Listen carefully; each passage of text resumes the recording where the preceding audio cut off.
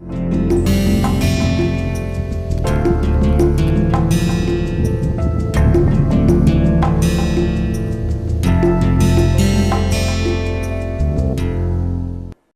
is in continuation to our earlier video where we had shown different parts of an engine. We have further stripped down this engine and now we are in a position to show you the different parts. Strip open. It has been, you can see here, this is your crankshaft. This is your crankshaft, complete shaft. This is the front portion. It is a flanged shaft. You can see the flange here. This is a flanged crankshaft with different throws. This is one throw, this is another throw. You can see the counterweights here, which are meant for damping purpose. We had seen in our slides what are the dampers. You can see here the dampers. You can further see here two holes. There are big holes here, two holes which have got the spool pins inside for damping purpose. We have seen in the slides it gives a pendulum effect. So this is complete for balancing the crankshaft. This is your camshaft. This is your camshaft here, and this is your camshaft timing gear. Now you can see here, this is your crankshaft gear, timing gear. This is your camshaft timing gear, and you can see the difference in the sizes of the two gears. We have seen the ratio of the gear teeth. We have seen the ratio. We have seen in our slides.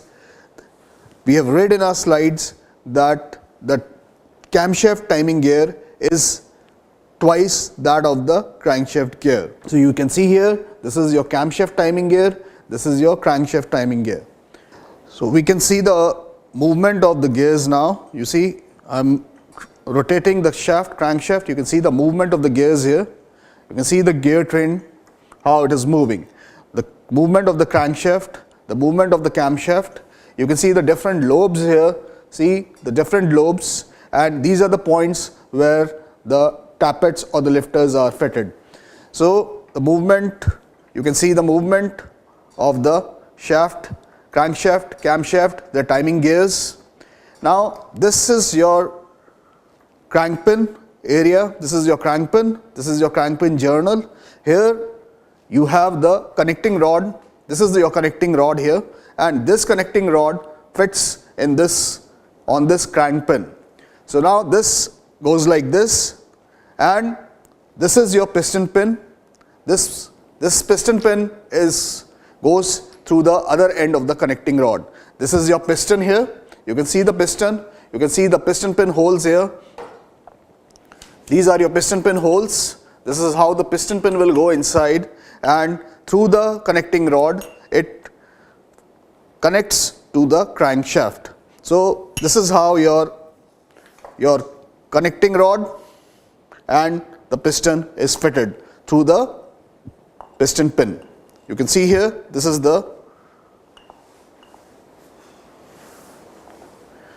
how your piston is connected to the crankshaft.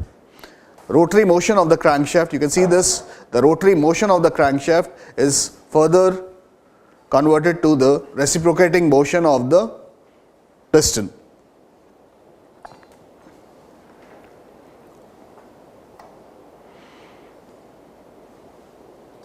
So this is your second half of the crankcase. We have split the crankcase in two halves. This is the other half. Now on this half, you can see this is the place where your crankshaft rests. Now these are your main bearings. We will remove this. We can remove this. See, this is your plain bearing. This is your crank, and this is the place where your crankshaft rests here. So these are your plain bearings. This bearing, you can see here, this bearing, this is your forward bearing. We also call it a thrust bearing, and this we will see in the lubrication how these bearings are lubricated. This bearing is different from these bearings. The forward bearing or the thrust bearing is a flanged bearing. So this is your forward bearing. We have removed this. This is your forward bearing or the thrust bearing. Here you can see this bearing is flanged. You can see the flange here, and the rear bearings, the rear main bearings, they are normal plain bearings. So you can see the area here. You can see the area here. Here your forward bearing, your crankshaft is laid down. So this is, you can see these holes. These are the holes where your tappets or the lifters are fitted. These are your holes where your tappets or lifters are fitted. This is your tappet. You can see here, this is your tappet. It goes inside like this and it is fitted. It is further lifts your push rod. We've seen in our earlier slides how this mechanism functions. So this is just to demonstrate, this is just to show you where the tappet fits in and how does it look like. Now this engine in front of you, this is a wet sump system. We have seen in our slides of the lubrications chapter that there are two types of lubrication systems, a dry sump system and a wet sump system. This particular engine is a wet sump lubrication system. In the wet sump lubrication system, as we know that there is no separate oil tank, there is no independent oil tank. The oil is stored in the crankcase or the sump. So this, as I have told you, that this is your wet sump lubrication system. So I'll show you the sump. The sump, this is your sump here. Here you can see this is your sump where your oil is stored. This is just mounted below the crankcase. This is mounted at the bottom of the crankcase. Now we have also seen in our slides that the oil is lifted by the means of a suction screen. So this is your suction screen here. You can see this is fixed here in the sump. The oil pump will lift the oil from this sump. This is your sump and oil is here. This is deep inside the oil. The oil is filtered through this mesh screen. The oil is filtered through this mesh screen and is sucked by the pump in the oil line to the oil pump. After the oil is lifted from the sump, it comes to your pressure pump, the oil pressure pump. This is your pump here. This pump, you can see this is a gear type pump. We have also seen in our slides the different types of pumps. You can see this is your gear type pump. You can see two gears here. These are the two gears and this is your gear housing. Before the oil enters the pump, it comes to a manifold and from the manifold the oil is picked by these gears. These gears, the oil travels between the gear and the gear housing. So between the gear and the gear housing, the oil is traveling. It gets pressurized. Now there are two gears, this one and the other one. One gear, you can see the movement of these gears. When the gears are moving, so one is moving in the clockwise direction, the other is moving in the counterclockwise direction. Now as the gears move, the oil is picked up here, it is pressurized between the gears and the pump housing and the housing. After getting pressurized, the oil is further sent to the engine. So I've removed this oil pump from the crankcase. You can see these are your two gears. I am removing this gear also and the other gear also. So see, the two gears have been removed. We have removed the two gears. In our earlier chapter, we have studied that the shaft is a splined shaft. You can see this is a splined shaft here and the two gears. So these two gears, after pressurizing, you can see the internal housing of the pump. These are the two gears And now you can see this is your outlet here. There is an outlet inside. You can see this one, this is your outlet. After the oil is pressurized, it goes through the outlet, through this outlet to the engine. Within this oil pump housing, you can see this is your oil pressure screen. This is to filter the oil. This is your pressure screen here. This is housed in this unit. Then we have the relief valve here. This is your oil pressure relief valve. We have seen in our slides what is the function of the relief valve. This is just here to demonstrate you how is the pressure relief valve like. You can see this is spring loaded. So this is your relief valve and it goes inside like this. It is screwed in like this. So in this housing, this is your bypass valve. This is also spring loaded. This will come out and you can see the spring here and the ball here. It is mounted like this. You can see the spring and the ball. This is your bypass valve we have just seen. This is, you can see the ball, the spring. It is a spring loaded bypass valve and it fits in this housing. It goes in like this. It will go in, goes like this and is screwed in.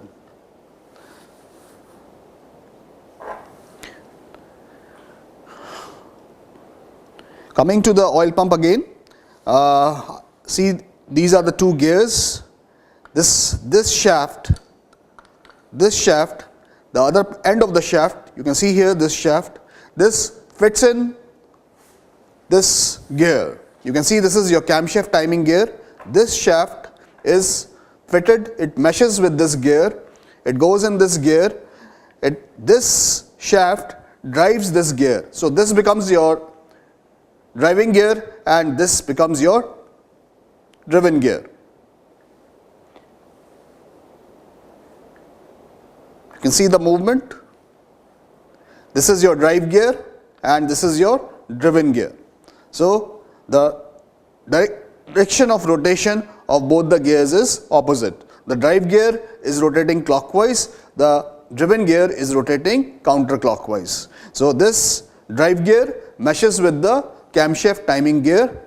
We have seen in our earlier slides, in our earlier chapter, we have seen how the oil pump is connected to the camshaft timing gear. That is why we call this an engine driven gear. It is a positive displacement engine driven gear. Another important component of the lubrication system is the oil filter. You can see this is a full flow spin on filter. We have seen in our slides, we have studied about this filter. This is a full flow spin on filter. It has a complete housing, disposable housing, and we have cut one filter for demonstration purpose. See, this is one filter. It is the internal element is like this, and this is how your filter looks like. The filter has got a relief valve within this housing. It is a spring unit here.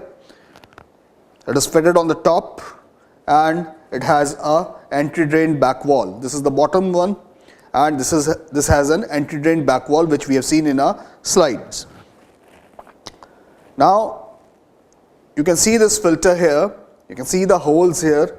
These are your inlet holes. The oil goes through these holes. Inside the filter, it is moving around, the complete oil is moving around the filter, and after the oil is filtered, the filtered oil comes out through this opening. So this is your outlet. These holes are your inlet to the oil filter and this is your outlet to the oil filter. There are different types of oil filters, different makes of filters available, and this filter is used on Lycoming engines. This is a Champion filter, full flow spin on filter. Another filter, this this filter is installed on Rotex engines. So different types of filters. The next component we have read about is the oil cooler. So this is your oil cooler. You can see here we have seen there are different lines here. We have read about it in the slides. This is just here to show you how the oil cooler is like. It fits in at this place in the engine. So this is your oil cooler. We have also studied about the oil cooler control valve, temperature control valve. So this is the valve here, the oil temperature thermostat valve. You can see this is your oil temperature thermostat valve. This controls the temperature of the oil going in and out of the oil cooler. So we have seen the different components. Now coming inside the engine, there are a lot of drilled holes here inside the engine. You can see this is the crankshaft. See the hole here. You can see the hole here. They are all meant for lubrication purpose. The oil goes inside these holes. Since it is a wet sump lubrication system, the oil is there, these crankshaft, this is submerged in the oil, and since it is turning, it turns like this. It picks up the oil from the sump, picks up the oil goes in these holes. You can see there is a tube also here. Through this hole, there is a tube connected. The oil goes from this tube, comes out of these holes, and also lubricates the connecting rod. The connecting rod, as we have seen earlier, the connecting rod is fixed like this. Here, this hole, oil comes out from this, it lubricates the connecting rod bearing. So you can see different holes, different oil passages. The oil circulates through all these holes, lubricates the crankshaft, the connecting rod, the camshaft.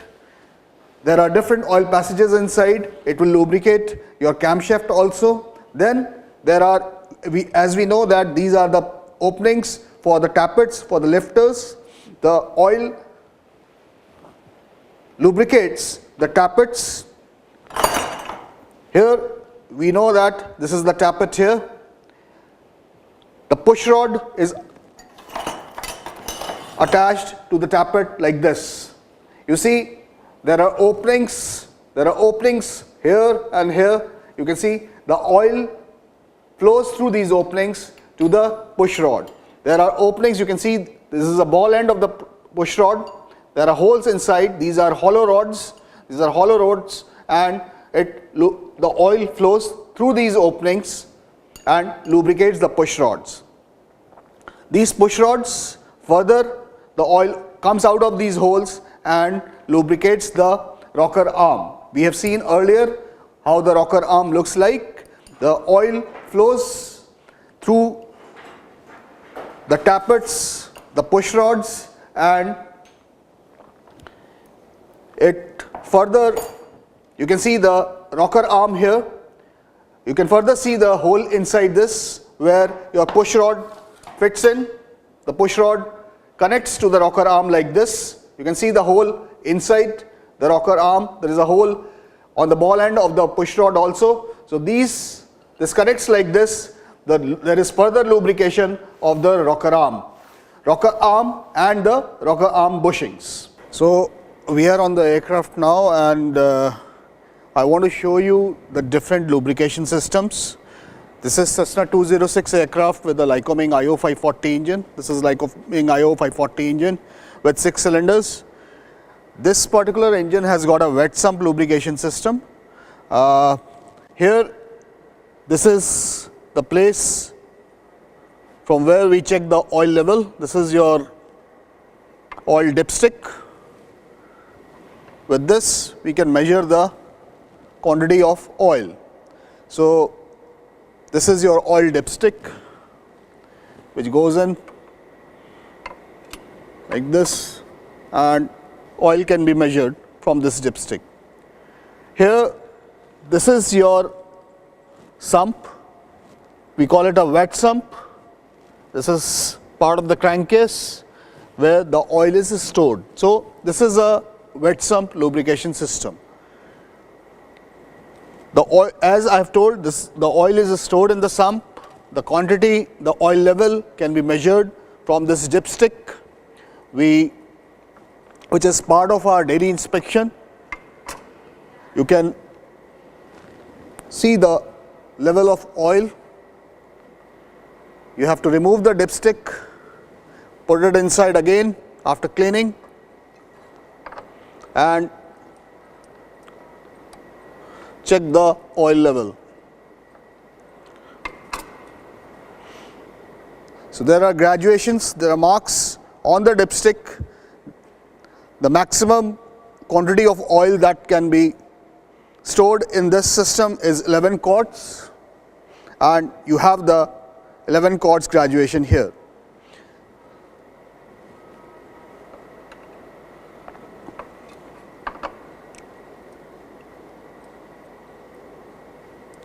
So, we have seen the oil quantity. This white unit which you can see here, this is the oil filter.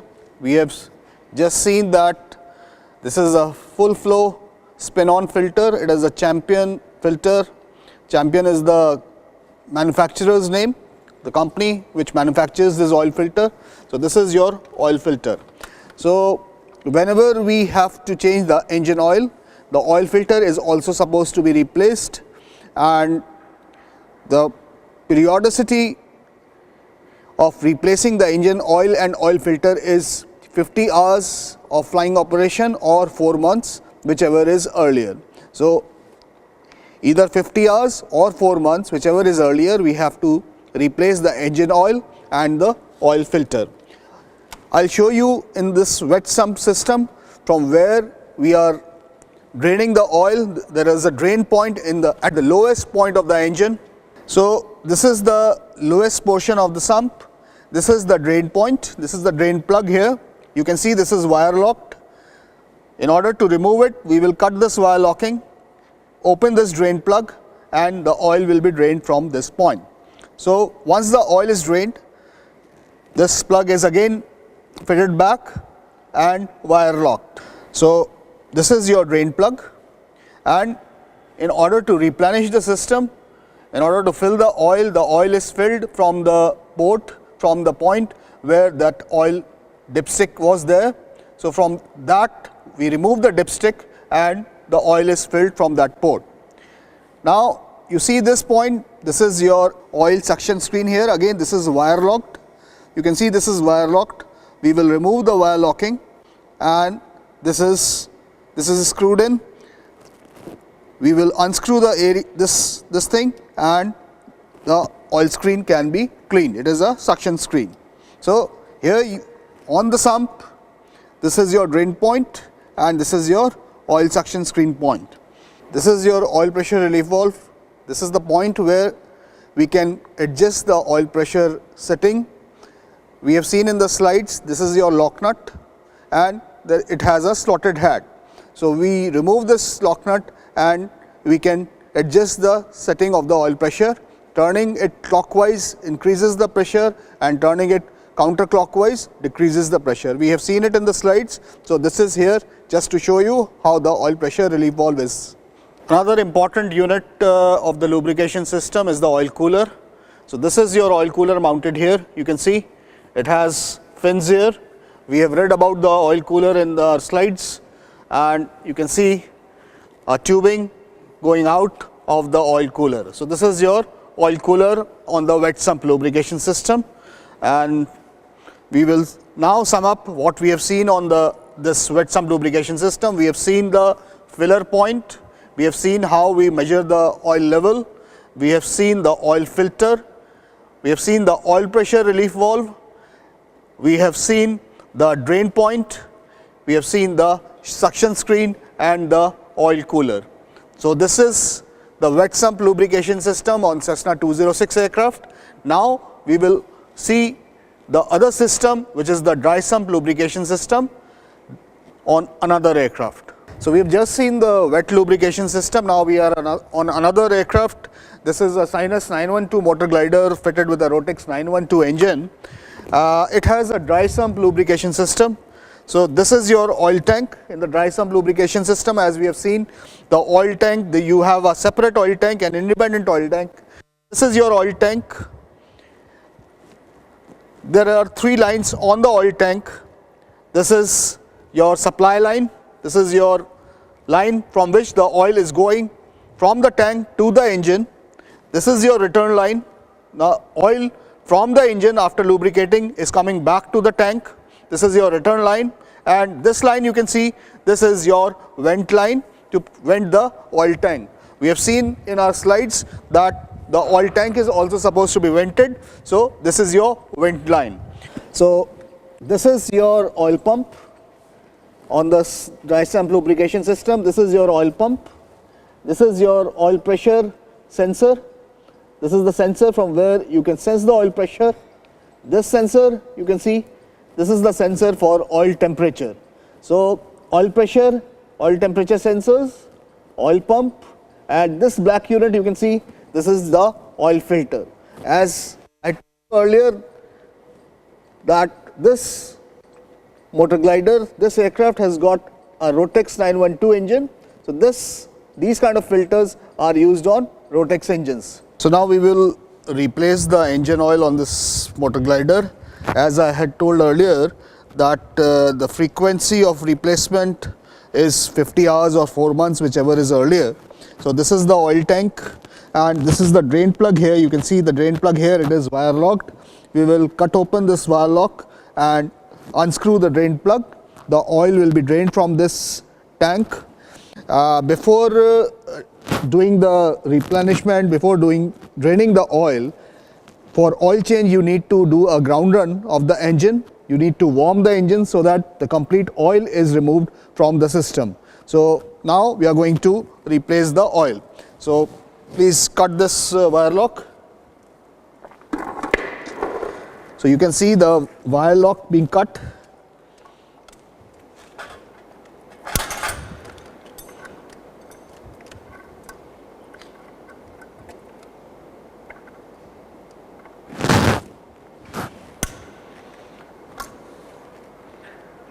So the wire lock has been removed and the drain plug is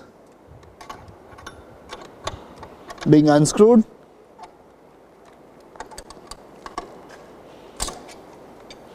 So you can see the drain plug has been removed now, and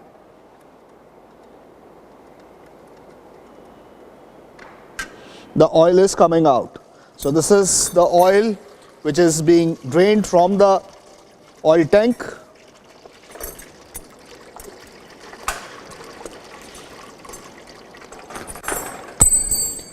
This particular tank and the system has a capacity of 3 liters of oil.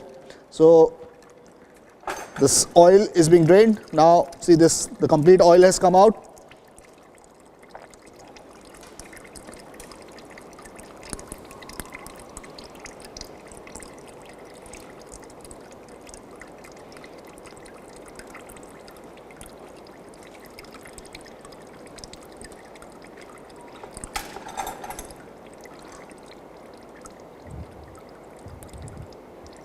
Now we will put the plug back.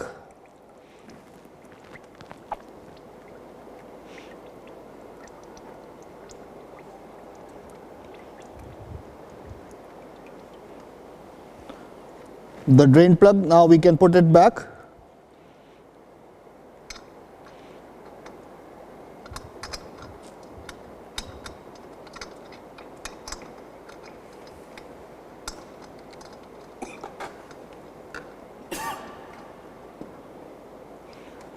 See, the drain plug has been put back, and now we are going to remove the oil filter. So this is your oil filter. Now we will remove the oil filter, and you can see how the filter is being removed. So this is your oil filter removal tool. This is your oil filter removal tool. This goes around the filter, and we will unscrew the filter with the help of this tool. Just see how it is done.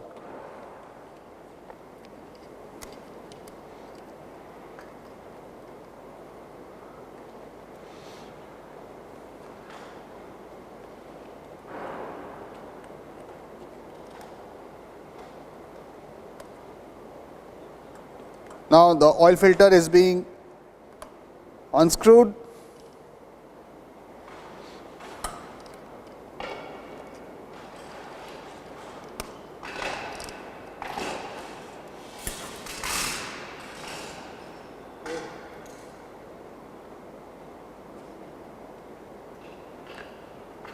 See, some oil is also going to come out from this thing, and the oil filter is now coming out.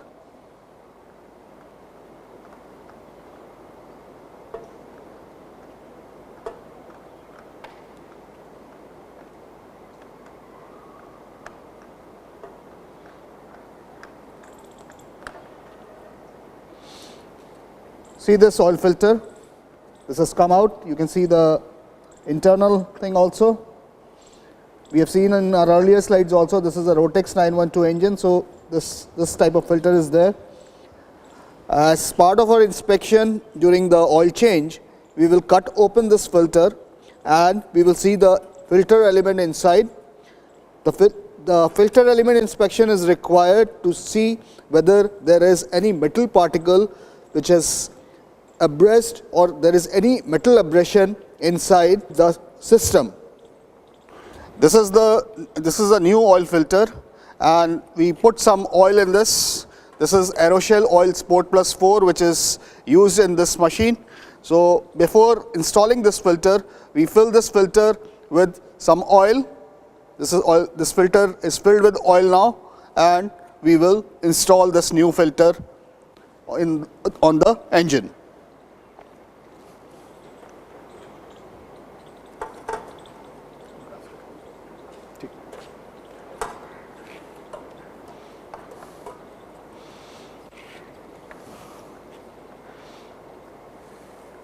The filter is now being installed, and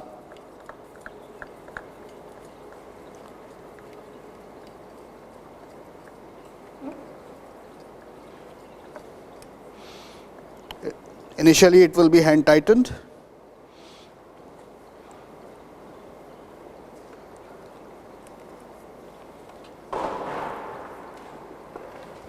Now see, the filter has been installed, it is hand tightened now.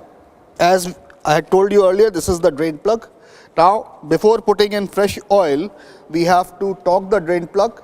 We torque it with the help of a torque wrench, and the torque required to be given here is 25 Newton meters. So you can see here, we will give the torque 25 Newton meters here with the help of a torque wrench.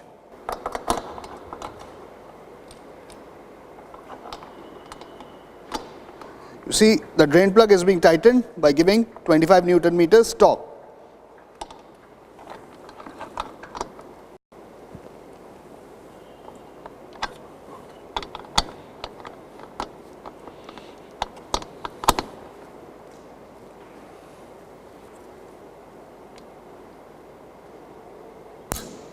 See, it is 25 Newton meters torque has been given, and we are going to wire lock the drain plug. So now the drain plug is tightened, it is wire locked, it will be wire locked now, and here you can see this is the oil filler cap. This is the filler cap here.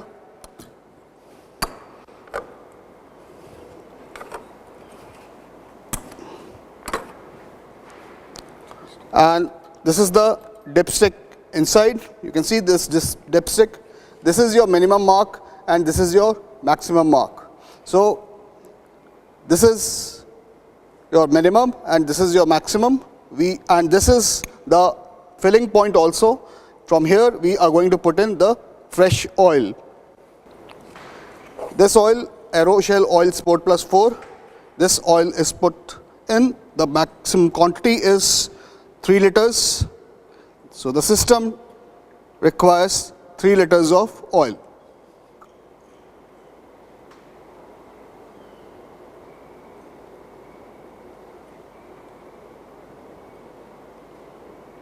So this was 1 liter. This was 1 liter. Similarly, we will put 2 more liters. So this is how the oil, fresh oil is put in. So you have seen the wet system lubrication, you have seen the dry sump lubrication system, and you have seen how we replace oil from a dry sump lubrication system. In the wet sump lubrication system also the oil replacement is almost the same, where you have seen the drain plug. We unscrew the drain plug, drain the oil, put the drain plug back, wire lock it, and then replenish it with the fresh oil. Before replenishing it with the fresh oil, the oil filter, again a Champion oil filter full flow spin-on filter, is replaced. So now this filter element has been cut open. You can see the inside of the filter element. Now we are going to cut this element, and this is a paper pleats you can see here. This will be cut open, and we are going to do the inspection of this paper element to see if there is any metal particle which has come along with the engine oil. So the part of the filter element has been cut. You can see we have stretched this. You can see it is a paper filter. Now we have to inspect all the pleats. We will inspect at all the creases and look for any metal abrasion here on the front side as well as on the back side. So we don't see any metal particle here, we don't see any abrasion particle here, metal abrasion here. So that means your internal mechanism in the engine, all your rotating parts, they are all fine. There is no abrasion anywhere in the system. So this is one very important check to ensure that your internal system in the engine, all rotating parts are working fine.